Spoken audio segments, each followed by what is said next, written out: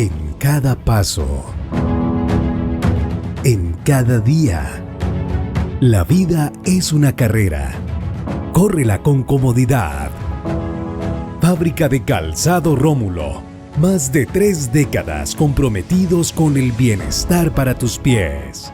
Transportes Especiales Sacar es una empresa que con 18 años de trayectoria cuenta con un amplio parque automotor y una plataforma tecnológica que se ajusta a las necesidades de sus clientes, garantizando la excelente calidad de sus servicios. Una empresa que vela por el bienestar y seguridad de sus empleados y usuarios, comprometida con el cuidado del medio ambiente y el futuro de nuestro país. Transportes Especiales Sacar, logística con sentido ambiental. Tenemos un plan, sembrar 8 millones de árboles y 3 millones de alevinos. Si deseas apoyar estas jornadas, en la página www.vallemasverde.com puedes encontrar más información y cómo participar. Cada semana publicaremos en redes sociales y canales institucionales de la CBC los avances de esta labor. Nuestro compromiso es hacer de nuestro departamento un valle más verde. CBC, más cerca de la gente.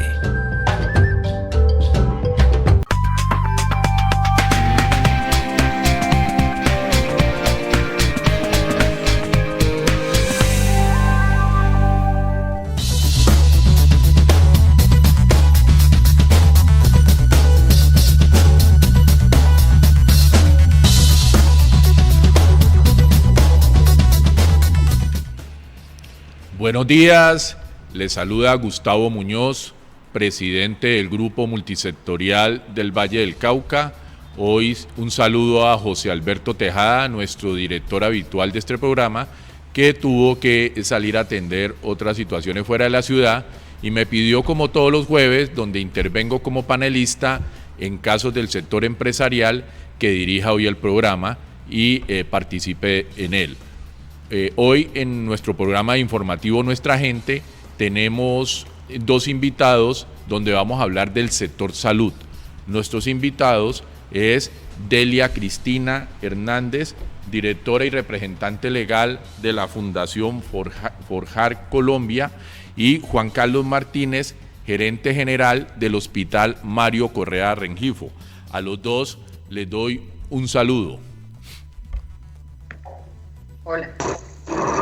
Muy buenos días, Gustavo. Muy buenos días, Delia. Muy buenos días a toda la teleaudiencia. Gracias por la invitación.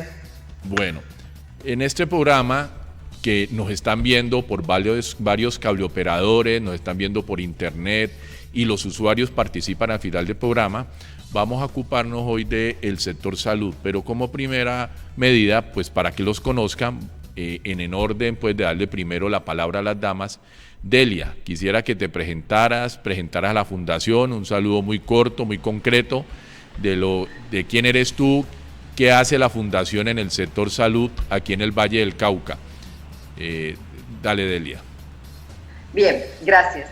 Delia Cristina Hernández, estudié psiquiatría y me especialicé en manejo de trauma y adicciones. Y la Fundación Forjar Colombia es una clínica de mediana complejidad especializada en tratar todo tipo de dependencias, no solo a sustancias, sino también a conductas, y lo que denominamos la patología dual, que son las otras afecciones o afectaciones o trastornos mentales que pueden acompañar las adicciones hasta en un 80% de los casos. Y hacemos con comunidad educativa, empresas y comunidad en general. Gracias, Delia. Y Juan Carlos, por favor.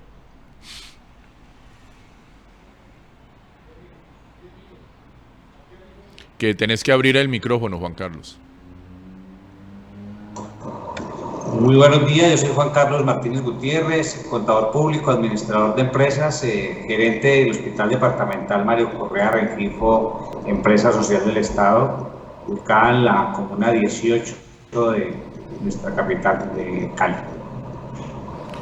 Bueno, gracias Juan Carlos y Delia. Hoy amanecemos con una noticia preocupante, pues venimos en este tema del COVID y la pandemia desde marzo, pero nos informaban anoche en Cali que las UCI, las unidades de cuidados intensivos de las 3 principales instituciones de la ciudad, Valle del Lilí, Imbanaco, Hospital Departamental, estaban en un 100% ocupadas y un 68 a 70% de casos de COVID. yo quisiera que ustedes que están en el sector, ¿qué opinión tienen de esto? ¿Cómo han vivido el tema de la pandemia? ¿Cómo los ha afectado a sus instituciones? ¿Y qué nos pueden comentar de esto, Delia? Bueno, el impacto es a todo nivel porque no solamente está el tema gravísimo de la afectación física y obviamente la mortalidad por el COVID, sino todo el compromiso mental, emocional y social que se encuentra allí asociado. Entonces, por ejemplo, nosotros tenemos un aumento muy grande de pacientes con cuadros de angustia, con trastorno de pánico. También hemos atendido pacientes, por supuesto, con COVID. Afortunadamente, casos que se han manejado sin dificultad. Pero al impactar la parte mental y emocional de la población, como es obvio, la parte económica, entonces nosotros vemos incremento en toda la morbilidad en la área que manejamos, que es el área de la salud mental. Y aumento también en el consumo de sustancias psicoactivas hemos encontrado, aumento en los cuadros de fibromialgia, de fatiga, y muchos papás angustiados, por supuesto, porque no saben cómo contener a sus hijos, por ejemplo, en estas épocas en las que nos insisten, por supuesto, en continuar con todas las medidas de bioseguridad, pero en la que las restricciones se vuelven cada vez más insuficientes, más... Es que, qué pena, es que viaja mi madre, entonces... No, tranquila, dale.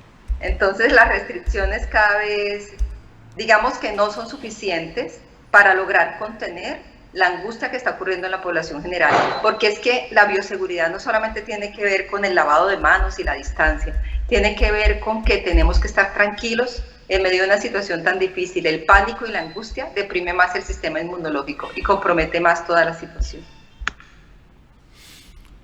Ok, Juan Carlos, ¿qué nos puedes comentar?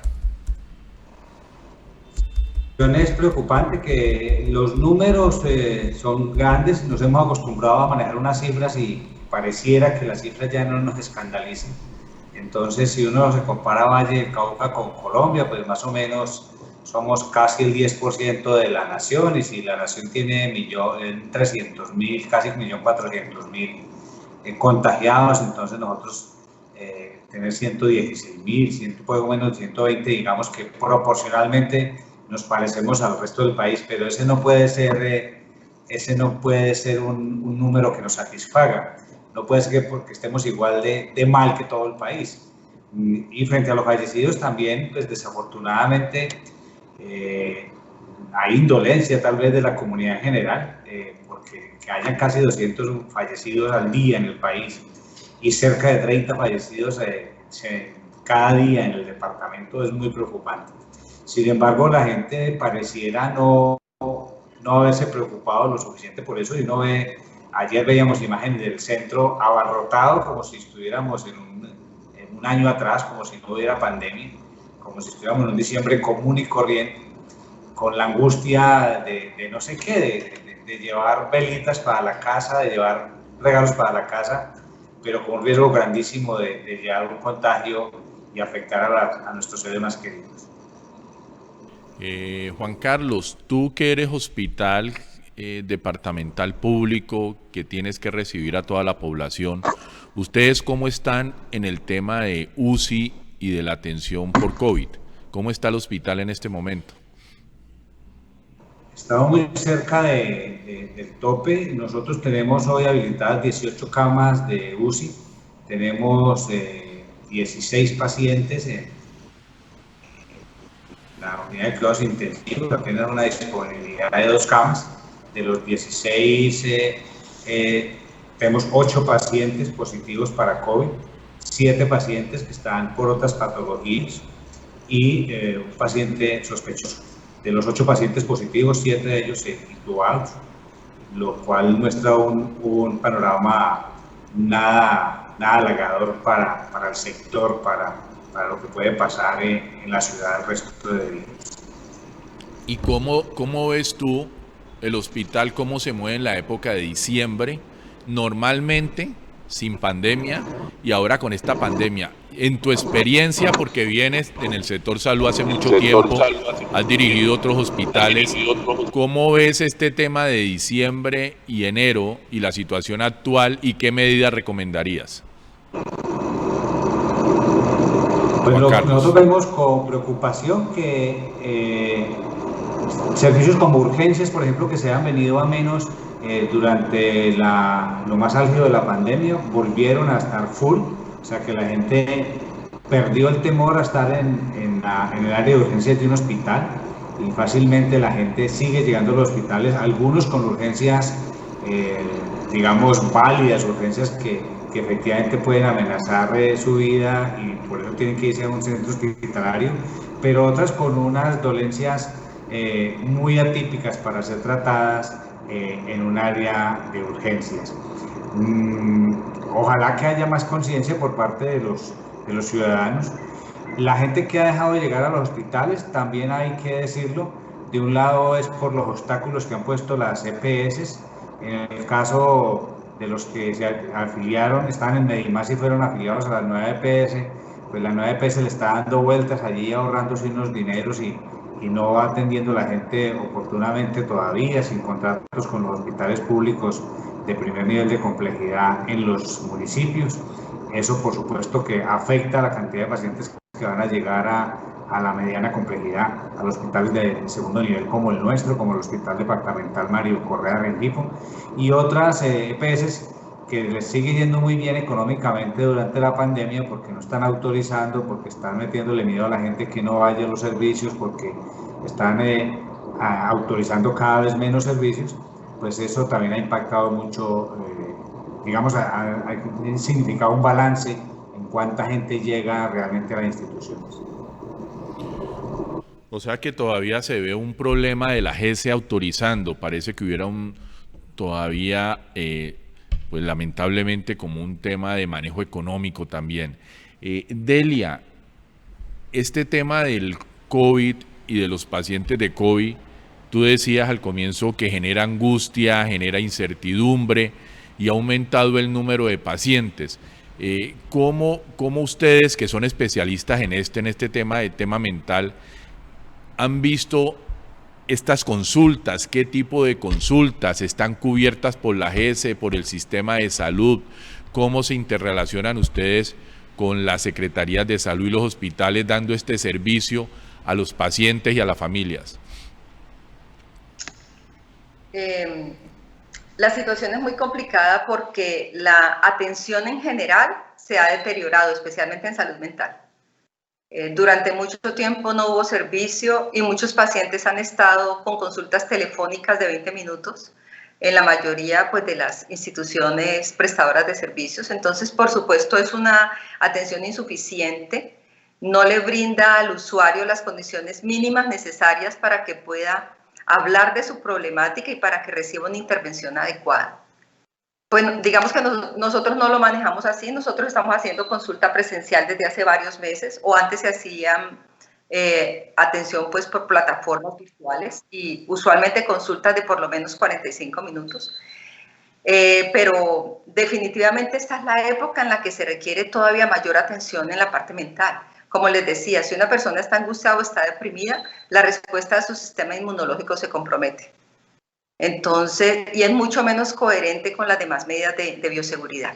Entonces, hemos tenido aumentos en los casos, como les decía, trastornos de ansiedad generalizada, trastornos fóbicos, trastorno de pánico, depresiones. Hemos tenido usuarios médicos y profesionales de la salud con síndrome de fatiga, en un contexto de incertidumbre económica y de dificultades también para muchas personas adaptarse al trabajo en casa, ¿no? Porque aunque se tiene la familia reunida, sobre todo las primeras épocas del confinamiento, pues después de unos meses también empieza a lidiarse con el manejo de los espacios laborales, con los espacios en casa, y como les decía, con la presión especialmente de los adolescentes que quieren recuperar la vida que antes tenían, y de los adultos mayores que tampoco sabemos muchas veces cómo manejar, ¿no? Porque ellos también se quejan, por supuesto, de aislamiento y de desatención. Entonces, en términos generales, puedo decir que la atención de la mayoría de las problemáticas en salud mental presenta falencias y que no ha sido adecuadamente entendida la importancia de trabajar esta parte con la población para evitar complicaciones. Pero Delia, explícanos un poquito, cuando alguien llega a requerir sus servicios por un tema mental, de angustia, de incertidumbre, entiendo que también manejan tratamientos para sustancias psicoactivas, las personas que llegan tienen que venir de una EPS, van particular, es un convenio, ¿cómo trabaja la fundación esto? Bueno, nosotros en este momento no tenemos convenios con EPS. Una situación que ha ocurrido es que nosotros somos una clínica de mediana complejidad y entonces el manejo de las dependencias especializado, se mira mucho la comorbilidad mental, se identifica, se trata. Pero en la medida en que han surgido muchas instituciones similares son personas que dicen, o instituciones que dicen ofrecer los mismos servicios, pero que en realidad no cuentan con recurso especializado. Pueden ser fincas o casas en las que pueden manejar 60 o más pacientes, con unos modelos de tratamiento, digamos que son manejados muchas veces por personas que han vivido la problemática de la adicción, pero que no siempre tienen, usualmente no tienen los recursos técnicos, intelectuales, la formación para atender adecuadamente a estos usuarios. Entonces ofrecen tratamientos a tarifas mucho más bajas y usualmente tratamientos de larga duración. Pues las EPS prefieren contratar con estas instituciones por costos. Y en la medida en que hemos enfrentado esa situación, en este momento no tenemos contratos con EPS, o sea, nuestros usuarios los atendemos fundamentalmente de manera privada o a través de convenios en proyectos sociales con, por ejemplo, instituciones gubernamentales. Hemos atendido, por ejemplo, pacientes en situación de calle, usuarios dependientes de heroína, pero por programas con Naciones Unidas, Ministerio de Justicia, Ministerio de Salud, o también hemos atendido usuarios en situación de alta vulnerabilidad gracias a programas con la Secretaría de Salud Departamental. Hace poco, por ejemplo, estuvimos trabajando en un plan de fortalecimiento institucional, capacitando en urgencias psiquiátricas a la red de del Valle del Cauca, de las personas que trabajan en urgencias. Y fue muy interesante porque efectivamente muchas veces los servicios de urgencias no saben cómo manejar la urgencia psiquiátrica. Genera mucha angustia en el personal de salud, un paciente agitado, un paciente que llega con conductas autolesivas, con un intento suicida. Entonces trabajamos también en educación, nosotros trabajamos con varias universidades y en formación de posgrado en psiquiatría y farmacodependencia. Entonces digamos que así estamos llegándole en este momento a la comunidad, a través de este tipo de programas, a través de instancias educativas y de servicios privados. Juan Carlos, ¿cómo trabajan ustedes en el hospital cuando el paciente requiere este tipo de servicios en enfermedades mentales? Los hospitales como el Mario Correa, ¿cómo lo atienden, lo delegan, tienen unidades internas? ¿Cómo? Porque una cosa es manejar la patología médica, el COVID o de otra enfermedad, porque no es solo COVID, pero cuando se trata de salud mental y ustedes diagnostican que es un tema así o que requiere ayuda porque su tema mental a través de otro tipo de enfermedad, pero le está afectando todo el tema mental y psicológico, ¿cómo lo maneja el hospital? Normalmente las EPS nos pasa igual que a la fundación que hoy nos acompaña, no tiene contrato con nosotros para ese tipo de servicio. Entonces los pacientes que pueden llegar con una situación que tenga que ser atendida por salud mental pueden llegar por urgencias, y si así es, lo que hacemos es comentarlos a el Centro Regulador de Urgencias y Emergencias, que normalmente lo direcciona para que vaya al hospital psiquiátrico o a otra entidad especializada. Y muy pocas veces entonces atendemos consulta ambulatoria programada con psiquiatría. Tenemos muy poquitas horas al mes por ese tipo de especialistas. Y Juan Carlos, en el tema de inversión, vámonos un poquito, porque el tema de salud, pues digamos que está en el centro el tema de salud y el tema de economía. Y como lo decía Delia, la incertidumbre y la angustia disminuye el sistema inmunológico defensivo. Y al disminuir nuestro sistema inmunológico, pues vamos a estar más abiertos a adquirir enfermedades y adquirir virus. En el tema de inversión, que el gobierno concentró su inversión este año en los sistemas de salud y hoy amanecimos un poco asustados porque por el tema de la cultura local, lo decíamos al comienzo del programa, ¿cómo se ha reflejado la inversión del gobierno en el Hospital Mario Correa? ¿Todavía falta?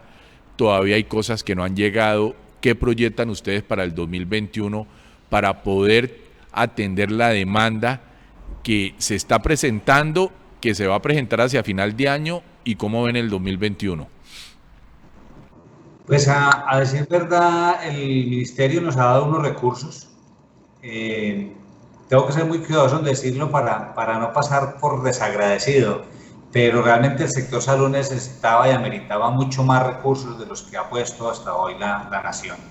Nosotros por a comienzo de año, con corte a marzo 30, recibimos 300 millones de pesos para ayudarnos con las nóminas y acabamos de recibir 700 millones de pesos más, es decir, en 2 porciones durante el año recibimos para salarios 1.000 millones de pesos. El ministerio le dio algunos recursos directamente a los profesionales de salud, por una única vez les consignó en sus cuentas algunos recursos y en el caso nuestro nos dieron 594 millones de pesos para comprar algunos equipos que tienen que ver con la atención de COVID. Asimismo nos asignaron 28 respiradores con sus camas, bueno, las camas las dio la Gobernación del Valle, pero eso implicó para nosotros un esfuerzo grande, o sea, nosotros sentimos que ahí hubo 50-50 ese es el esfuerzo. El gobierno nacional hizo un esfuerzo de colocar esos respiradores en nuestro hospital, pero para nosotros, hospitales pobres, hospitales que les ha faltado los recursos históricamente, implicó sacar 500 millones de pesos de recursos que no teníamos para adecuar, comprar los aires acondicionados, hacer las condiciones dignas de ese nuevo espacio, bueno, dignas y que cumplieran con la habilitación de ese espacio para los 28 respiradores, repito, que conforman hoy nuestra unidad de cuidados intensivos. Te voy a dar un agradecimiento muy grande a la Gobernación del Valle del Cauca y a la Secretaría de Salud Departamental. Nos han dado 1.500 millones de pesos de recursos durante la pandemia, además de incontables, innumerables, cuantiosos elementos de protección personal, incluido alcohol, que durante el comienzo de la pandemia se estuvo produciendo con apoyo de Azocaña, entiendo, a través de nuestra industria de licores del Valle. Alguien pudiera haberme hecho la cuenta y sumar todos esos valores que he dicho y decir, bueno, le han dado mucha plata. Pues en salud y en lo público, y bueno, y en lo privado también, por supuesto, se gastan los recursos, se acaban. Puede no ser mucho cuando por la pandemia empezamos vendiendo el 30%, en este momento estamos vendiendo el 60% apenas de los servicios que históricamente venden en hospital. En diciembre que bajan mucho más los servicios porque la gente decide aplazar su cirugía, porque el gobierno mismo dijo que aplacen algunas cirugías que no son tan necesarias. Entonces, si un hospital que vendía 4.000 millones de pesos mensuales solo está vendiendo 2.000 millones o menos, cualquier cifra de esas que nos den es poca, porque la afección ha sido cercana a 2.000 millones de pesos durante 10 meses, implica cerca de 20.000 millones de pesos que dejó de producir, que dejó de vender en nuestro hospital. Tocaste el tema económico. Normalmente, Juan Carlos, las empresas tocan el tema económico, y esto para la fundación también ahora, de las empresas, o sea, de la industria, del comercio, de los servicios, de los hoteles, restaurantes, ¿no? Nosotros estamos hablando de reactivación económica y claro, hay reactivación económica porque primero estuvimos en una cuarentena casi de 2 meses donde todo el mundo cerró, entonces las ventas eran 0 y después comenzamos a abrir y a tener una oferta y hacer un esfuerzo todas las empresas públicas y privadas por hacer una oferta, pero el problema es la demanda, el consumo. Económicamente se habla de la contracción de la demanda y es porque no hay el dinero suficiente circulante para que la gente adquiera esa oferta. Pero todo el mundo piensa que el sector salud es de los sectores como el sector aseo, el sector de medicamentos, pues que está en el sector salud, el sector tecnológico, que dicen que son de los sectores que se salvan económicamente. Y lo que tú nos dices es que empezaste vendiendo un 25-30% de los servicios y ahora vas en un 60% porque como esto es una entidad, pues tiene que tener un punto de equilibrio para sufragar sus gastos de nómina y operacionales. Entonces lo que estamos diciendo es que estamos con una oferta, pero que todavía estamos vendiendo a pérdida. ¿Cuánto tiempo se necesitaría, y ustedes han proyectado, para llegar a ese punto de equilibrio y recuperar la pérdida que les trajo el 2020 o ese déficit financiero, y cómo lo piensan cubrir? Porque el servicio de salud no puede parar. Todos los días tenés gente en tu puerta con seguros, con EPS o sin seguros, que constitucionalmente lo tienes que atender. ¿Cómo ves eso?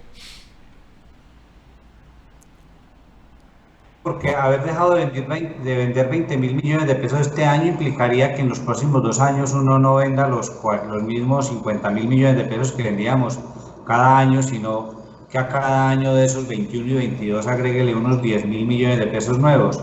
Pero el panorama es preocupante. Hacía un comentario hace rato, la población de Medimás, que no pagaba bien, que nos debe gran cantidad de recursos, pasó ahora a la nueva EPS, y la nueva EPS está poniendo muchas trabas para contratar, está dilatando, no sé cuántos pacientes irán a grabar, no sé cuántos pacientes irán a morir de aquí a que terminen los contratos firmados. Entonces, con un panorama como esos, las EPS, las demás EPS existentes, cada vez contratan más los servicios con su propia red de hospitales, con instituciones que van apareciendo en el día a día en el mercado de la salud, que no han sido instituciones que tengan vigencia y que le den garantía a los usuarios de una buena atención.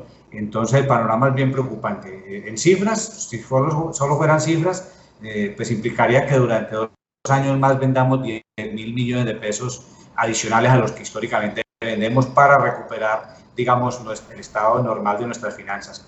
Pero reitero, no se ve fácil ese panorama con la actitud que han asumido entidades como Medimás, como la nueva EPS y las demás EPS en general. Delia, y en el tema económico, ¿cómo está la fundación? ¿Cómo ha sobrevivido la fundación? ¿Tiene algún déficit? ¿Qué están proyectando ustedes para el 2021? ¿Qué necesitarían del gobierno o de otras instituciones o del sector privado? Para nosotros la situación es muy difícil. Al no ser una institución pública, pues no tenemos esos apoyos, ¿sí? Recibimos sí el subsidio del ADRES y lo mismo que recibieron todas las empresas, de un apoyo de 350.000 pesos por empleado cuando se mostraba un ingreso que había caído por lo menos un 20% con respecto al año anterior. Pero por supuesto eso para nosotros es completamente insuficiente. Además, porque al no tener convenios con las EPS, pues, y estar la población todos en esta situación económica de incertidumbre, pues la situación es complicada para nosotros. Creemos que tenemos un pasivo importante. Si no logramos activarnos más en los próximos 3 meses, probablemente nos toca cerrar servicios a la comunidad. Y pues nos daría mucho pesar, porque somos un referente en el suroccidente colombiano, sobre todo en programas especializados y programas de sustitución con metadona. Y cuando hablamos de no prestar más servicios, más o menos, ¿a qué comunidad normalmente venían prestando servicios ustedes? ¿A qué en cantidad o en población? ¿Qué tipo de población atienden, Delia, y qué tipo de población se vería afectada si ustedes no continúan operando? Pues a través de los programas hemos atendido mucha población como les decía, en situación de vulnerabilidad, o sea, habitante de calle o personas en situación de calle, personas consumidoras de heroína, tanto no solamente de Cali, sino que también hemos impactado el Cauca, Santander de Quilichao, por ejemplo. También hacemos programas con estudiantes, poblaciones educativas, a través de programas sociales o apoyados por la empresa privada, y en una época estuvimos trabajando con también usuarios del régimen subsidiado cuando teníamos estos contratos para lo que es tratamientos ya de rehabilitación de dependencias como tal. Entonces, como les decía, estamos haciéndolo de manera privada, bajamos nuestras tarifas hasta todo lo que se puede para tratar de ampliar la cobertura, pero pues eso hace que para nosotros ya no sea financieramente viable el ejercicio durante mucho tiempo. ¿Y ustedes necesitan qué tipo de alianzas o convenios necesitarían para que la fundación siga cumpliendo ese tema misional en salud mental para la población? sí, necesitaríamos apoyo de pues si nos apoya el Estado, pues sería buenísimo. Con nosotros más que donaciones, con proyectos podemos salir adelante, trabajando por la comunidad. Y obviamente si tuviéramos contratos con EPS que paguen oportunamente, pues eso nos ayudaría mucho. Lo que pasa es que eso implicaría también una labor de parte de la Secretaría y es apoyarnos más verificando los cumplimientos de criterios de habilitación de las instituciones que ofrecen servicios. Porque muchas veces se revisa la documentación y aparentemente cuando revisan la documentación de estos sitios, pues todo está en regla, pero si se mirara el funcionamiento cotidiano, se darían cuenta que muchas veces no tienen los profesionales que dicen tener, porque tienen hojas de vida o contratos firmados, pero los profesionales en realidad no van allí. Entonces, en la medida en que creo que no se ha afinado suficientemente la vigilancia de muchas instituciones, entonces estas instituciones son contratadas, aunque no cumplan los criterios, por lo menos de un programa especializado. Es que lo que nosotros hacemos es muy especializado, incluso hacemos manejo de trauma psíquico y hacemos procesos psicoterapéuticos a profundidad. Como les digo, no hacemos consultas de 20 minutos, todo es transdisciplinario, se involucra a la familia y por supuesto un servicio de esas condiciones es más costoso.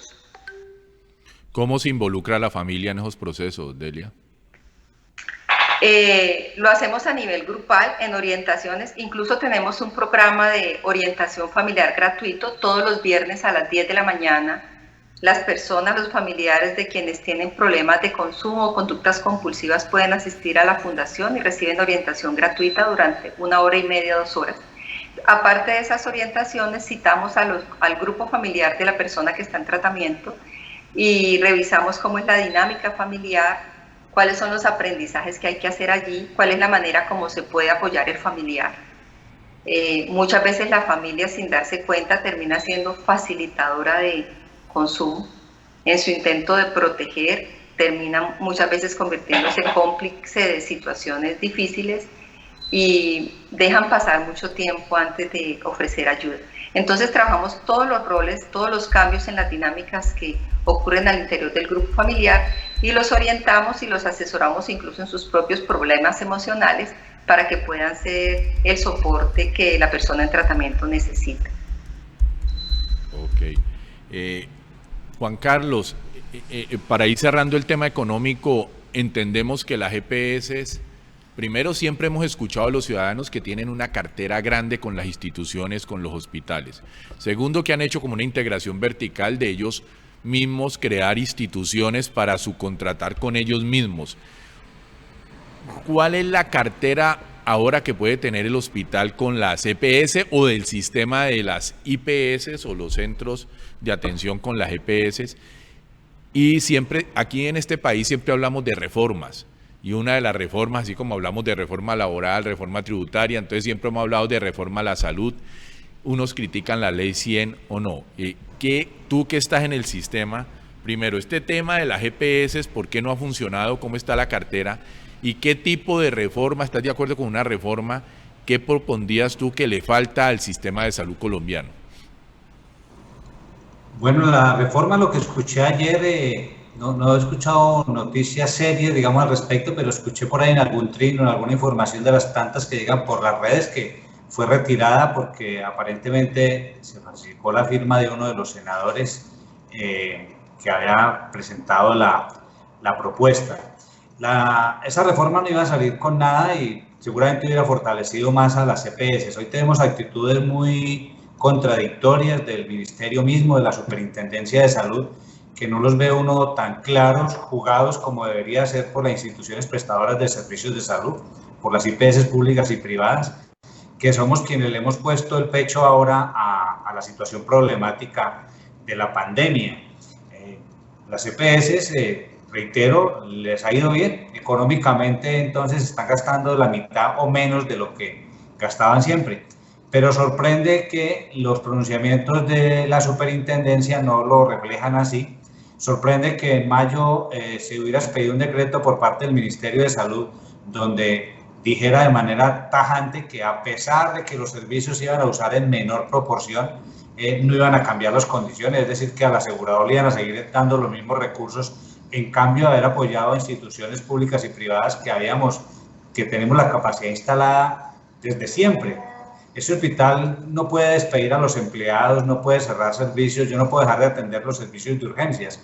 Entonces, ¿por qué no haber premiado a los hospitales públicos y demás entidades con unos recursos coherentes con la capacidad instalada que el gobierno la conoce? Nosotros decimos todos los días, permanentemente, por medio del REPS, cuáles son las camas que tenemos disponibles en cada institución. Entonces, creemos que ese es un tema que pudo haber sido mejor atendido en favor de las instituciones prestadoras de servicios de salud, que fue ligeramente ingrato con las instituciones prestadoras de servicios de salud, que no salieran premiadas sino castigadas por esa vía y que premiaran al dueño de los recursos tradicionales. Dueños de recursos que además se quejan mucho y que si el negocio del aseguramiento de salud ya no es un negocio, pues entonces la gente tendría que salírselo y dejárselo a entidades financieras fuertes.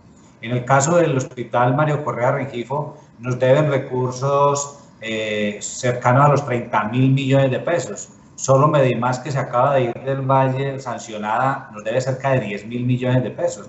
¿Quién va a pagar esos recursos? ¿Cuándo los va a pagar con tan poco acompañamiento por parte de la Superintendencia de Salud? Entonces, no ve uno un panorama allí que sea alentador frente a cómo solucionarlo. Las EPS históricamente le hacen trampa al sistema con permisividad de la superintendencia, porque a pesar de que la norma dice que debe haber giro directo de los recursos, y el giro directo, como está escrito en la ley, quiere decir que este hospital le presta servicios a una institución, a una EPS, en un mes determinado, radica ese valor, y cuando yo le diga a la EPS que le hemos radicado servicios por 1.000 millones de pesos, respecto a ese valor, inmediatamente la EPS debería consignar 10 días después, el 10 de cada mes con el giro directo, la mitad de los recursos. En mi ejemplo, si le presté servicios por 1.000 millones de pesos, yo debería estar recibiendo 500 millones de los servicios prestados el mes inmediatamente anterior. Pues atérrense que cuando eso pasa, nos hacen un abono de 500 millones de pesos, pero sobre la prestación de servicios de 1, 2, 3, 4, 5 o 6 meses atrás. Es decir, que las EPS jinetean ese dinero y la superintendencia no dice nada, es de oídos sordos frente a esa situación. Por eso cuando una EPS se quiebra, cuando una EPS se va del mercado, las cifras que le quedan debiendo a los hospitales públicos y privados son tan cuantiosas.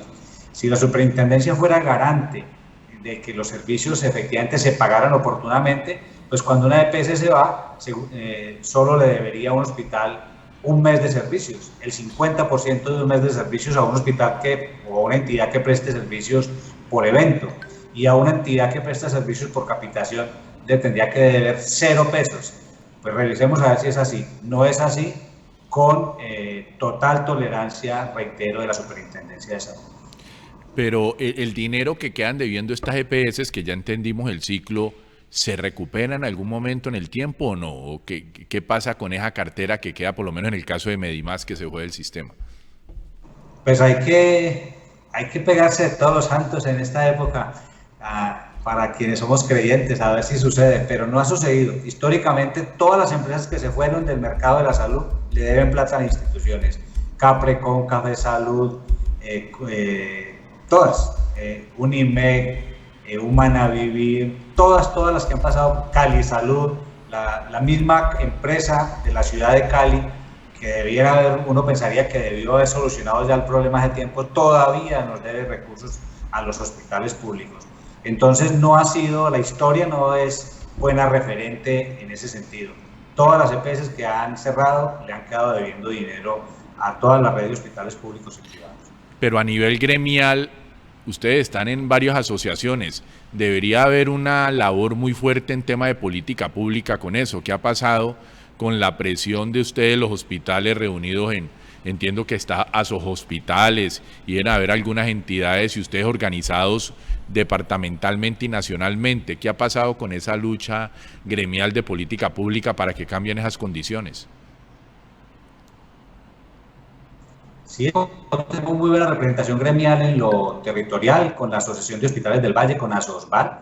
Hemos creado recientemente, no, desde febrero del año pasado, la Unión Temporal de Hospitales, como una manera de mostrar que puede existir una red integrada de servicios, y es a través de ella que le estamos ofertando los servicios ahora a las EPS, quienes de manera extraña se han negado a contratar con esa entidad, como si eso fuera ilegal, como si la asociación no fuera una de las condiciones que se nos permita a todos los ciudadanos y a todas las instituciones de Colombia, incluso desde la propia Constitución política. Y a nivel nacional tenemos muy buena representación también en la Asociación Colombiana de Hospitales y Clínicas y en ACESI, pero no sé, parece que el poder de las asociaciones de las EPS o su actuar de manera individual es superior, porque no basta toda esa fuerza de equipo, de gremio, para demostrarle al ministerio y al Estado en general, que hay que atender primero a las instituciones prestadoras de servicios de salud que a las aseguradoras, que en un sistema de salud, quien es garante realmente de la atención al usuario, que es la razón de ser de un sistema de salud, somos las instituciones prestadoras de servicios de salud, no las empresas promotoras de salud que parece que no avanzó. ¿Hay algo que alivie eso, Juan Carlos? Pues tiene que haber una buena reforma, pero repito, ha sido complicado. La reforma que, reitero, si es cierto lo que leí en alguna red social, se cayó ayer, pues si se cayó, bien caída, porque no le ayudaba al sistema, porque lo volvía más complejo, porque fortalecía las EPS de una manera inaudita. Tiene que haber un proceso de reforma a la ley de nuevo, que tiene que arrancar de cero, ojalá con la misma fuerza que tenía vislumbraba que iba a salir adelante, porque ha sido presentado por un número muy grande de congresistas, porque el día que se radicó fue acompañado ese grupo de congresistas por el señor ministro de Salud y Protección Social, porque posteriormente el presidente de la República envió mensaje de urgencia a los presidentes de Senado y Cámara, pero sí se cayó, reitero, según lo he leído, es más por un vicio de procedimiento que otra cosa. Tiene que empezar de nuevo, ojalá que empiece un proyecto de ley que efectivamente garantice y busque es que haya servicios oportunos, sin barreras de acceso para los usuarios, y que se premie de manera importante en ese proceso a quienes estamos en la primer frente de batalla frente a la pandemia y en el primer frente de atención frente al usuario en el día a día, como somos las instituciones prestadoras de servicios de salud públicas y privadas. Sí, que son a lo último las que reciben los pacientes. Delia, nosotros siempre hemos hablado en salud y escuchamos los ciudadanos que hay que hacer capacitación y temas preventivos, que si fuéramos más preventivos tendríamos menos consecuencias en el tema de salud. También he escuchado que en esto de la pandemia que 3 de cada 4 ciudadanos tienen temas de angustia e incertidumbre. En el tema preventivo, en el tema educativo, ¿cuál sería la sugerencia? ¿Qué nos falta? ¿Qué no estamos haciendo bien para tener todas estas patologías que se nos presentan y que ya hablamos del tema económico, pero cómo haríamos para que esta sociedad evolucione en un tema más preventivo y educativo? ¿Cuál sería la mirada de ustedes que tratan ese tema? La salud mental tiene, por supuesto, que ser transversal. ¿Eso qué quiere decir? Que tiene que estar presente en todas las instituciones educativas, en todas las instituciones que forman nuestra vida, nuestra cotidianidad.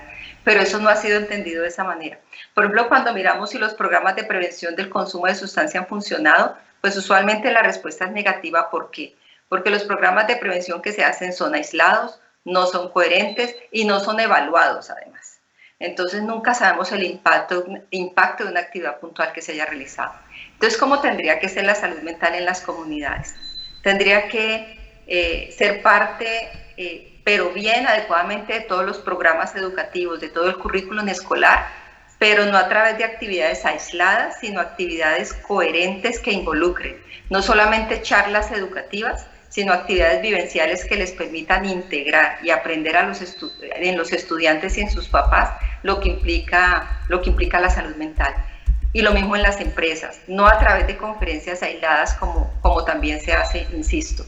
Entonces tendríamos que aprender a manejar emociones, tendríamos que manejar estrategias sencillas para identificar los pensamientos o las situaciones que nos generan angustia y enfrentarlas rápidamente. Las hay, son fáciles de aprender, se pueden enseñar de forma masiva. Tendríamos que tener conocimiento tempranamente de cómo nuestras emociones y pensamientos afectan nuestra química corporal, por ejemplo. Cuando uno está angustiado, se libera cortisol, se libera adrenalina, se aumenta la resistencia a la insulina, se activa toda la cascada inflamatoria. Eso lo podemos aprender todos de manera sencilla. Tendríamos que tendría que ser parte, así como tenemos fiestas donde celebramos en medio del alcohol, tendría que ser parte de muchas de las actividades que tenemos en comunidad, trabajar la salud mental, la importancia de la risa, la importancia de la alegría, la importancia de la comunicación asertiva y bidireccional. Tendríamos que ser más rotundos en diseñar medidas destinadas a evitar el acoso escolar, a intervenirlo tempranamente. No se imagina la cantidad de personas que atendemos con traumas por acoso escolar o por violencia intrafamiliar. Entonces la salud mental y la convivencia, que es uno de los ejes de la política además en tema de drogas, tendría que estar en todas las instituciones que forman parte de la comunidad. Y para eso lo primero que se necesita es la conciencia en cada uno de nosotros. Porque el trabajo no es solamente de la institución educativa o pública, el trabajo tiene que empezar en casa. Entonces creo que para eso podemos utilizar todos los medios masivos de comunicación. Pero entonces hay que decidir que dedicamos espacios para educar y enseñar a la población, aunque estos de manera inmediata no representen aparentemente ganancias económicas. Las van a dar sin lugar a dudas a largo plazo, porque todo lo que mejore la salud mental y emocional mejora otros aspectos también, como el económico. ¿Hay acuerdos con instituciones educativas con la Fundación para estos programas? Sí, nosotros en este momento, por ejemplo, estamos haciendo un programa de transversalización de todo lo que es prevención de conductas de riesgo, no solo consumo y juegos de video y mal manejo de redes, sino otras conductas de riesgo, abuso sexual, por ejemplo, en una institución educativa en Amaime, que es apoyada por el Ingenio Providencia. Con la industria azucarera hemos trabajado mucho, incluso hemos ido a trabajar a campo con los corteros de caña y con sus familias en diferentes comunidades del Valle y del Cauca. Y por eso sabemos que estos programas funcionan y pueden ser muy interesantes. Entonces, transversalizar implica que en cada materia, en cada área, en cada asignatura está involucrada la salud mental, como lo que tiene que ser, ¿no? Un componente que articula y que facilita el desarrollo de los demás procesos. También hemos trabajado en otras instituciones educativas. En este momento estamos allá en el Instituto Técnico Comercial e Industrial Providencia en Amaime. Pero a nivel de ministerio, ¿está reglamentado como este tema en la educación oficial, por lo menos, primario y bachillerato? Sí, no es fácil el tema de proyectos porque entonces usualmente eso lo maneja más el Ministerio de Educación, pero sí está dentro de las políticas que no tanto esto de transversalizar la salud mental, esta es una propuesta mía, pero sí está en las políticas lo de la prevención del consumo de sustancias, por ejemplo, y la importancia de trabajar acoso escolar en las instituciones. ¿Cómo ven ustedes, hablando de sustancia y que afecta mucho a los jóvenes y a las entidades educativas, cómo ven ustedes la legalización de las drogas, el proyecto que estaba hace poco en el Congreso de la marihuana recreativa? Arranquemos por la Fundación, sigamos por la Fundación y ahora nos cuenta Juan Carlos, ¿cómo ven ese tema de la legalización de la droga, la marihuana recreativa? ¿Cómo lo ven, Delia? Mira, el problema acá es educativo. A veces nos distraemos mucho con legalizar o no legalizar, pero el fondo es la educación y la coherencia en ese sistema educativo que mencionaba antes. Entonces, por ejemplo, ¿qué es lo primero que tenemos que tener claro? Que un consumo en menores de edad nunca puede ser recreativo por inmadurez neurológica.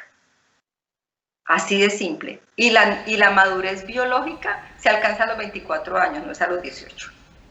Los 18 es la edad que se estableció, ustedes saben, por razones económicas y políticas, pero no tienen nada que ver con madurez.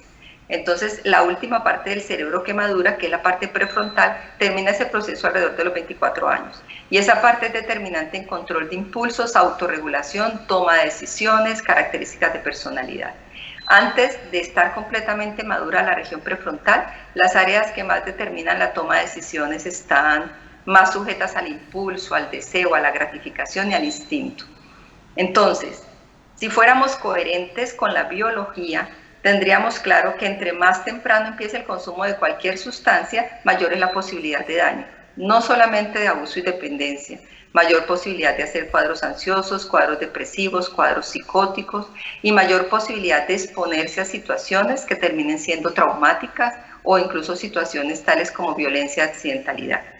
Entonces, si vamos a hablar de consumo recreativo, tenemos que tener en cuenta la biología. Si no, no hay ninguna coherencia. Vuelve a ser un tema netamente legal y político.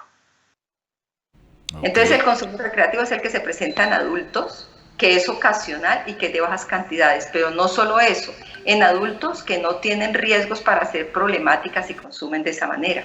Hay personas que pueden, con un consumo recreativo, activar una enfermedad mental, por ejemplo, y hay consumos recreativos, hay consumos ocasionales que pueden ser peligrosos. Entonces, hay que entender lo que es un consumo recreativo y cuáles son las, como les dije, eso implica edades, comorbilidades, antecedentes, entorno en el que se vive. Entonces, si simplemente decimos, no prohibamos el consumo porque eso lo que hace es estimular el microtráfico y entonces los jóvenes igual van a consumir, en un contexto que no explica todo lo que ocurre, lo que hacemos es promover el consumo a temprana edad. Y lo vemos. Aquí, ¿qué regulación tenemos con el alcohol? Nuestros niños empiezan a consumir alcohol tempranamente. De acuerdo al último estudio nacional de consumo en adolescentes, a los 13 años, y nosotros vemos desde mucho antes, por supuesto, los niños están consumiendo alcohol y otras sustancias psicoactivas. No solo marihuana, sino otras como cocaína, está de moda el TUCB, que es una mezcla de drogas altamente peligrosas. Entonces no ha funcionado la regulación con el alcohol. Entonces, ¿qué vamos a hacer para que funcione con la marihuana? O después con la cocaína, que tiene usos medicinales también, ¿no? El primer uso de la cocaína fue como anestésico ocular. Entonces yo creo que el tema es educación, es transdisciplinario. No es solamente las ventajas de disminuir el microtráfico o el narcotráfico como tal, es considerar todos los elementos. Ok, atacar el consumo. Juan Carlos, ¿qué piensas tú de este tema de la legalización de las drogas, de la marihuana recreativa? Tú que estás en el entorno de salud, ¿cómo lo ves tú?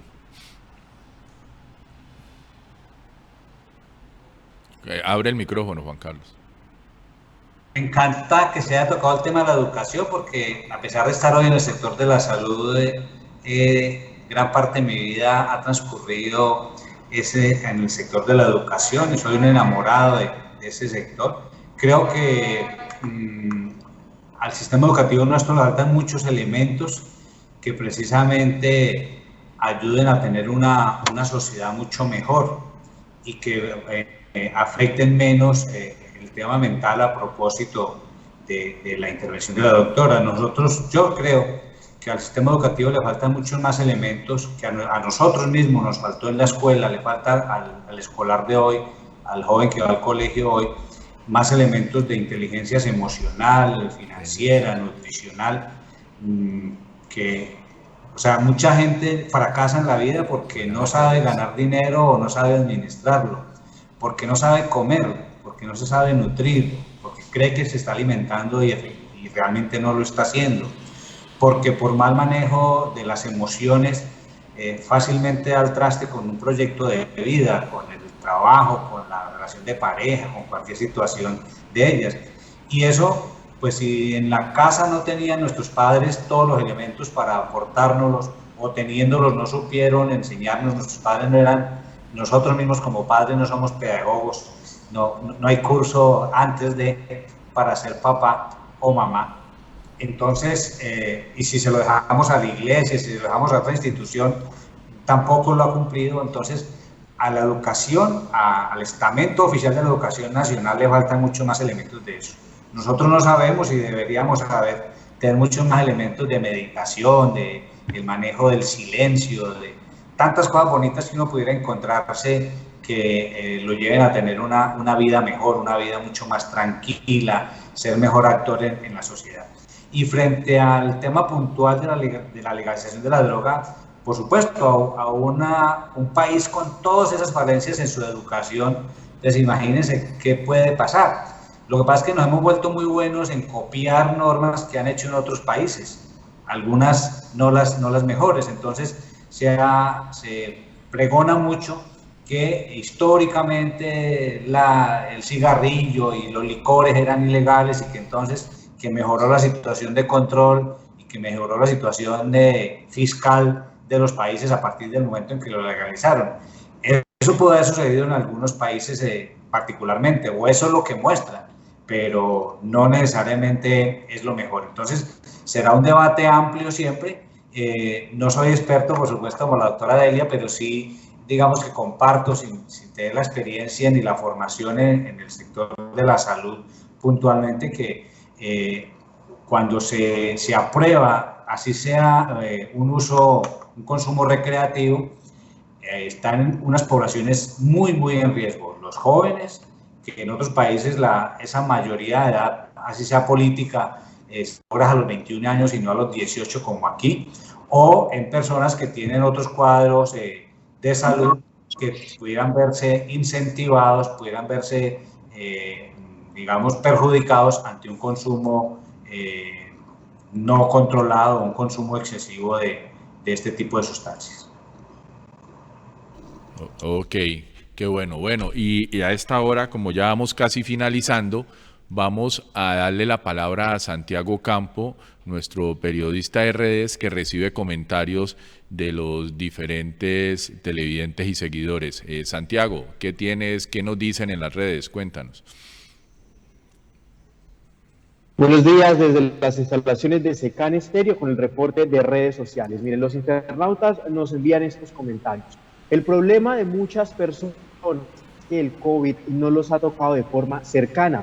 Siempre es el conocido, el amigo del amigo o el vecino.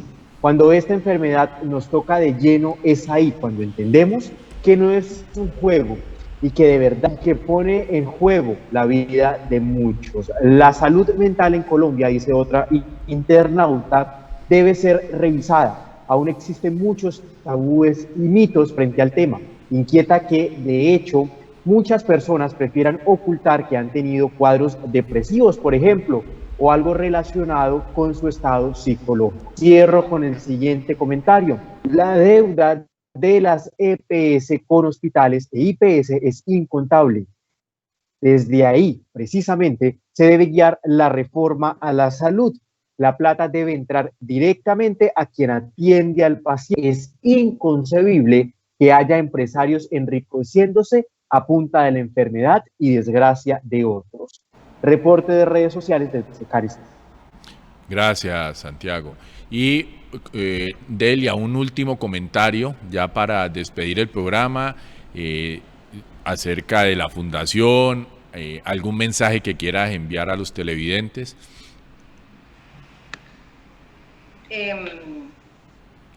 Bueno, yo quiero invitarlos a conocer la Fundación Clínica Forjar Colombia. Hay una página web que tiene información muy interesante. También estamos en Facebook e Instagram. Como les decía, tenemos todos los viernes orientación familiar gratuita y trabajamos mucho la integralidad en el sujeto. Cuando una persona tiene un problema de consumo, no solamente se trata de suspender el consumo, hay que trabajar con la persona en su totalidad, su parte emocional, mental, familiar y todas sus interacciones. Y como lo decía alguien que escribió en las redes, la salud mental no es atendida en nuestro país de manera adecuada. Hay mucho estigma frente a la enfermedad mental. Los recursos para la salud mental son los mínimos en todo el presupuesto de salud. Y esto tiene que ver con que atender a un paciente con problemas de salud mental requiere más recurso humano y requiere más tiempo. Entonces no resulta rentable, pese a que otras patologías son más caras, un problema renal, cardíaco, una UCI, es de lo que vale un día en una UCI, por ejemplo. Pero es como si hubiera tanto estigma que les parece que gastar recursos en atender adecuadamente a un paciente con adicciones o enfermedad mental fuera una pérdida de dinero. Y eso habla de estigma, de esa brecha que nunca debe existir entre salud mental y física. Y dentro de la salud mental, lo más estigmatizado son los trastornos por consumo de sustancias, porque a la persona no se le ve como alguien que necesita ayuda, sino como un vicioso o un delincuente. Y eso tiene que ver también con falta de educación.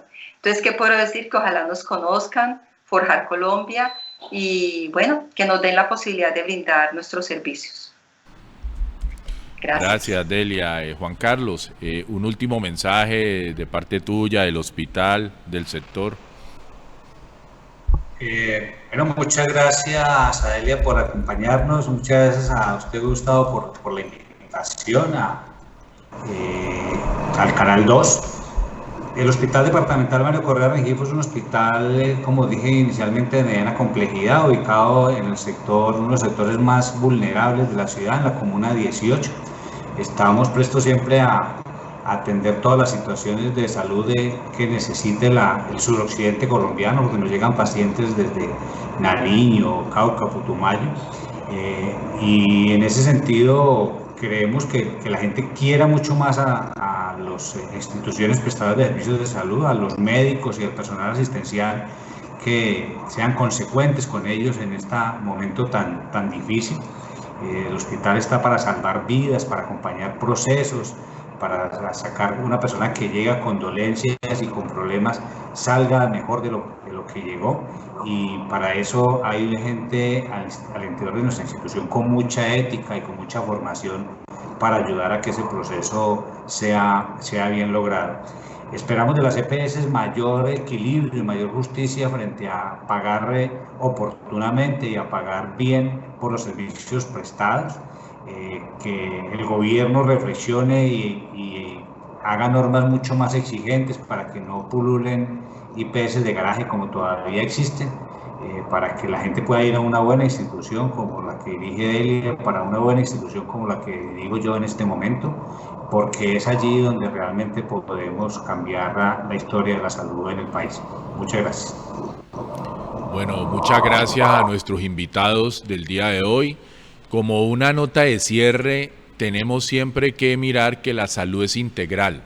Es la salud física y la salud mental, y a veces estamos muy orientados a la salud física, ¿cierto? A lo que nos duele, a la urgencia, pero no vemos todos los efectos colaterales con la salud mental, donde también se requiere atención, se requiere prevención, se requiere educación. Tenemos que integrarlos. La educación es la base de todo, de cómo prevenir enfermedades físicas, cómo prevenir enfermedades mentales, cómo tratarlas. En la historia siempre han habido enfermedades mentales y miramos cómo la gente a veces esconde a sus familiares o sus seres queridos por pena, por apariencia, por falta de recursos. Es una obligación del Estado y de todos los gremios y las empresas participar en una reforma a la salud integral, que el sistema de salud tenga un equilibrio económico, que ese abuso de las EPS en ese negocio económico hay que revisarlo, cómo garantizar que las EPS paguen a tiempo el servicio a las instituciones prestadoras de salud, que son las que reciben por medio de las EPS o de manera directa a los pacientes, y que las fundaciones como Forjar Colombia, que son especializadas en este tema y que no dependen de recursos públicos, cómo se les garantiza unas alianzas para que trabajen en proyectos y ayuden a tanta demanda que está insatisfecha. Entonces, ahí ya es un llamado al gobierno, a la Superintendencia de Salud. El gobierno tiene superintendencias para vigilancia y control, pero vemos que a veces se acomodan al sistema. Creo que el lobby de las grandes empresas hacen que las entidades de control no hagan el funcionamiento a lo que está llamado constitucionalmente. Y constitucionalmente, la salud es un derecho de toda la población. No debería haber impedimentos ni barreras para que una persona con un tema de salud física o salud mental se acerque a una EPS o a una institución y sea atendido inmediatamente. Entonces, este es un llamado a todos los colombianos. El tema del COVID nos está dejando y nos va a dejar muchos efectos colaterales mentalmente, no simplemente el tema de los que sufrieron la enfermedad, sino el tema de los que están sufriendo el encierro, la falta de empleo, la falta de relación social. El tema psicológico y psiquiátrico aquí va a ser muy fundamental y las instituciones deben también mirar todo este tema. Muchas gracias a todos y los esperamos en el próximo programa informativo Nuestra Gente.